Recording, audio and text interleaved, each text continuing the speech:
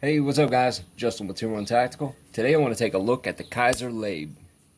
This one here is an Azo design. It's a small to medium sized flipper, depending on who you ask, I guess.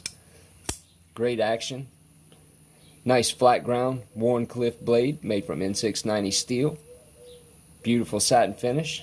She is a liner lock with a tip up carry pocket clip. And no, it's not deep carry. I wish it was, but to be honest, on a knife this small, it really doesn't bother me.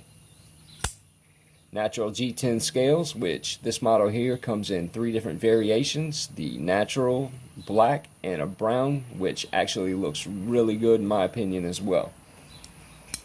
The overall length on this guy is 5.75 inches. The blade length and also cutting length is 2.375. The width of the blade is 1 inch with a thickness of 0.10. The closed length or handle length is 3.50. The width is 0.875 with a thickness of 0.43. So yeah, it's definitely a small size knife. Great utility size in my opinion. Great EDC size. You know, you're not trying to scare somebody. You know, doesn't have an aggressive tip on it.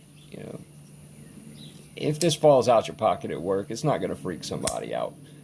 You know, it's kind of pretty. Anyway, size comparison. Pair of 3. You can see it's about an inch and a half, 2 inches shorter, something like that. You know, I don't remember the exact specs on the pair of 3, but same with the bug out. As you can see, it's a much smaller knife.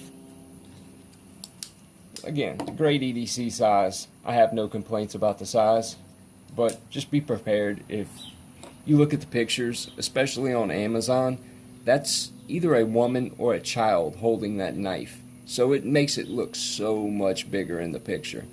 Just be aware if you go to check this blade out.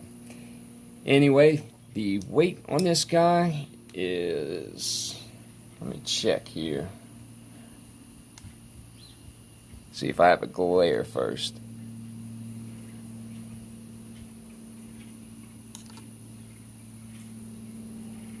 .750.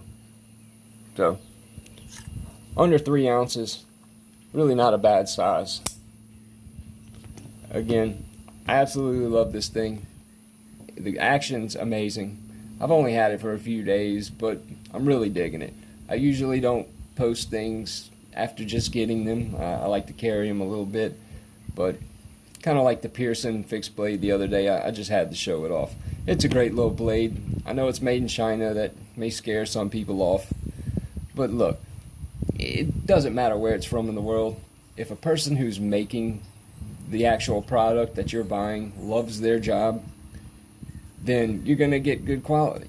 It's a fact. And I preach that a lot. You know, just because it's made in China don't mean it's junk. A lot of stuff is made in China that you probably even wouldn't think. But anyway, hope you guys enjoyed this video. Check me out on Instagram if you haven't already. Please subscribe, like, share, talk in the comments. I love chopping it up with you guys.